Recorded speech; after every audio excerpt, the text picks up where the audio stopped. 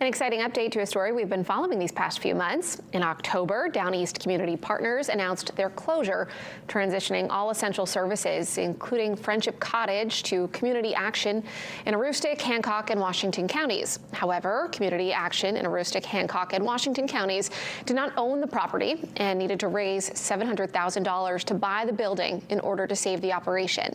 Today, the organization announced that they have raised enough money to close on the purchase. It comes after a $135,000 gift from an anonymous donor. They also say that they will be holding an open house and barbecue on Saturday between 1 and 3.